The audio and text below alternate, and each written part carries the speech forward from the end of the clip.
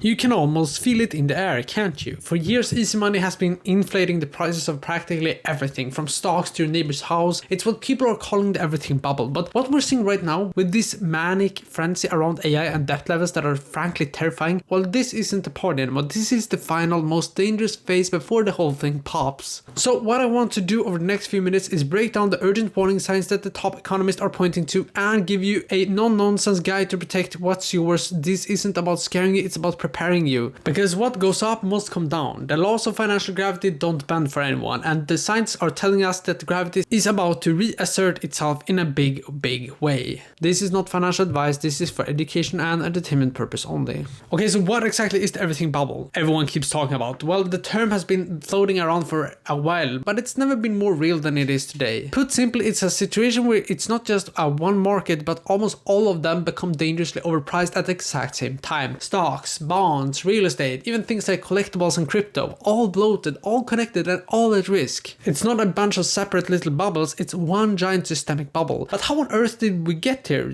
Well, the answer, believe it or not, is pretty simple. Decades of easy money and artificially low interest rates. Think of the global economy as a huge engine. Ever since the 2008 financial crisis, central banks, especially the US Federal Reserve, have been pumping the engine full of fuel. The fuel is liquidity. Trillions and trillions of new dollars, euros, and yen shot directly into the financial system through a policy called quantitative easing. The goal was to stop a total economic collapse, and in the short run it worked. It kept the lights on. But it came at a price. This flood of new cash had to go somewhere. With interest rates squashed down to basically zero, traditional safe spots for your money, like savings accounts, paid you next to nothing. So that ocean of cash, desperate for any kind of return, washed into riskier assets. It poured into stocks, pushing markets to one record high after another. It flooded real estate, sparking housing affordability crisis all over the world. It also fueled a massive corporate borrowing spree, not to build new factories, but often for stocks buybacks that just pumped up share prices even more. This created a feedback loop that felt fantastic on the way up. As asset prices rose, people felt wealthier. When they feel wealthier, they spend more, which reduces corporate profits and pushes stocks even higher. It felt like a perpetual motion machine of prosperity. But it was an illusion. It wasn't built on solid organic economic growth, it was built on a foundation of debt and cheap money.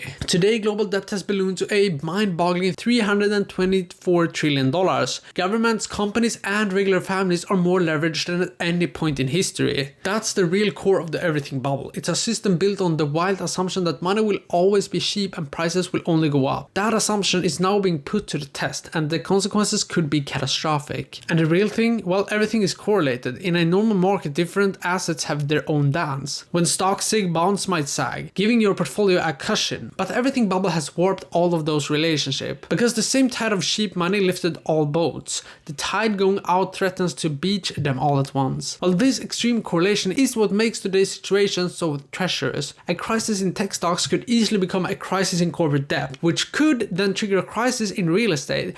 We built a financial house of cards where a fire in one room threatens to burn the whole thing down. So that's the what and the how. Now let's go get the why now. What are the specific warning lights flashing on the dashboard today telling us we've hit the final, most unstable phase? Okay, so let's talk about what's happening right now. The warning signs are no longer some distant theory. They are here and they are flashing with an intensity we haven't seen in generations. Let's break down the evidence. So if you look at the stock market today, you're really looking at two separate markets. There's the broad market, and then there's a small handful of tech megastocks powered by an almost religious belief in artificial intelligence. This kind of extreme concentration is a classic textbook sign of a late stage bubble. In 2025, the top 10 stocks in the S&P 500 have made up a record-breaking share of the index total value, a level of concentration we haven't seen since the dot-com bubble. When the fate of the whole market hangs on just a few stocks, the system becomes incredibly fragile. But the valuations are what really takes your breath away. We're seeing companies trade at price-to-earnings ratios that seem to defy gravity. Analysts have pointed to AI-related companies trading at multiples that are completely disconnected from the actual revenue. For instance, Palantir stock has traded at eye-watering earnings multiples, implying it would take decades upon decades for the company to earn back its stock price at current profit levels. This isn't investing anymore, it's pure speculation on a future that may or may not happen. What's even more telling is the chasm between the hype and the reality. One JP Morgan report noted that the AI industry would need to generate a staggering $600 $250 billion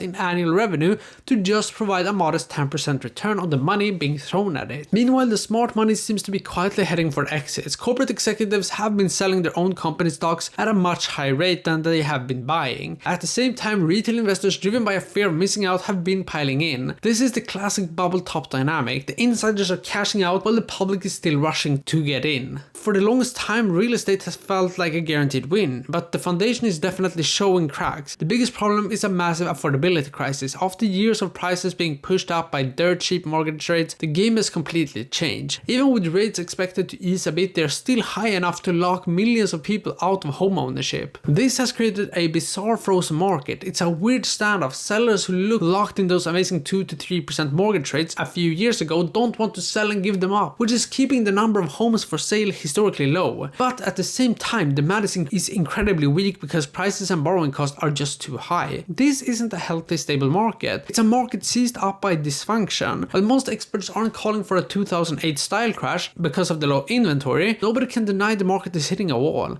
Yes, home prices are still inching up in some areas, but much more slowly. Homes are sitting at the market for longer, and according to Zillow's data, a growing number of homes are selling for less than the asking price, which shows a major power shift from sellers back to buyers. The danger is that the housing market is incredibly sensitive to the wider economy. If this stock market bubble pops and triggers a recession leading to widespread job losses, the fragile stability in housing could vanish overnight. People who lose their jobs can't pay their mortgages. That would lead to forced sales, a sudden flood of inventory, and that's the pin that could finally prick the real estate bubble. So what makes this bubble so much more dangerous than the ones that came before it? In a word, debt. The sheer almost incomprehensible amount of debt. We're now looking at over $324 trillion in global debt. In the developed world, government debt to GDP is projected to hit 85% in 2025, nearly double what it was before the 2008 crisis. This has backed central banks into a deadly corner. In past crises like in 2008 or 2020, the Federal Reserve had a simple playbook. Just cut interest rates to zero and print money. That move isn't really on the table anymore, not without disastrous consequences. Why? Well, inflation. The historic money printing during the pandemic already gave us a painful lesson in inflation, eating away at the savings of families everywhere. So now the Fed is caught between a rock and a hard place. If they keep interest rates high to make sure inflation is dead, they risk bankrupting companies and even governments that are drowning in debt. Just the interest rate payments on the US national debt have almost blown past $1 trillion a year. But if they cut rates aggressively to save the system from a debt crisis, they risk firing up inflation all over again, which could lead to a downward spiral that destroys the value of the dollar itself. Their hands are tied. The tools they used to rescue us in the past are the very things that created this mess. This time there's no easy way out. The debt is so massive that any attempt to just paper over it could spark a currency crisis. This is the catalyst, the thing that makes this final phase so incredibly volatile. A huge wave of corporate and government debt is due to be refinanced in the next few years, and it will have to be done at these much higher rates. This refinancing cliff could be the very trigger that starts the defaults cascading. And if you want to continue your financial preparedness, make sure you're subscribed with notifications on, share this video with anyone you care about who might not be ready for what could be coming. In the comments below, let me know which of these warning signs has you the most concerned. Thank you for watching.